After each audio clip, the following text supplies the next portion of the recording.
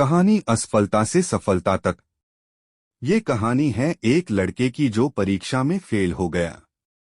उसी के दोस्तों ने उसके फेल होने का खूब मजाक उड़ाया। लड़का ये सब सहन नहीं कर पाया और अपने घर लौट आया। वो इतना उस विषय में सोचने लगा कि तनाव में डूब गया।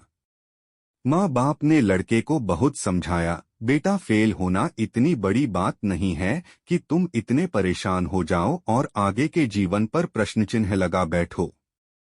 जब तक इंसान अच्छे बुरे सफलता असफलता के दौर से खुद नहीं गुजरता, तब तक वह जीवन को अच्छे से नहीं समझ पाता और बड़े काम भी नहीं कर सकता। हिंदी कहानी असफलता से सफलता तक। हिंदी कहानी। लेकिन उसे उनकी बातों से ना कोई फर्क पड़ा, ना संतुष्टि नहीं हुई। अशांति और निराशा में डूबा वह लड़का एक रात खुद को हानि पहुंचाने के इरादे से चल दिया। रास्ते चलते चलते उसे एक बौद्ध मठ दिखाई दिया।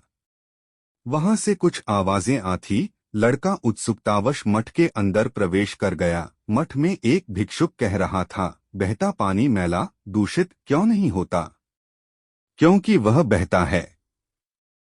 उसके मार्ग में आने वाली बाधाएं उसे क्यों नहीं रोक पाती? क्योंकि वह बहता रहता है।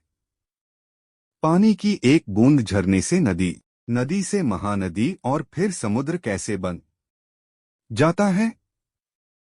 क्योंकि वह बहता है। इसलिए मेरे दोस्तों, आप भी कभी रुको मत, बहते रहो। कुछ असफलताएं आती हैं, पर तुम उनसे घबराओ मत। उन्हें लांघकर मेहनत करते चलो, उनका सामना करो, उनसे सीखो और आगे बढ़ो। बहना और चलना ही जीवन है। असफलता से घबराकर रुक गए तो उसी तरह सड़ जाओगे जैसे रुका हुआ पानी सड़ जाता है। इन शब्दों को सुनकर लड़के के मन में नई हिम्मत जगी। उसने मन में यह ठान लिया कि उसे भी बहते जल की तरह बनना है। इसी सोच के साथ वह घर की ओर मुड़ गया। अगले दिन वह बिल्कुल बदल गया। उसमें जैसी नई ऊर्जा आ गई। उस दिन के बाद कोई भी मजाक या बाधा उसे आगे बढ़ने से नहीं रोक पाई। बाद में वह वियतनाम के राष्ट्रनायक हो ची मिन्ह के नाम से जाना गया।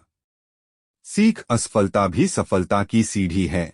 कभी हिम्मत न हारें, हमेशा आगे बढ़ते रहें।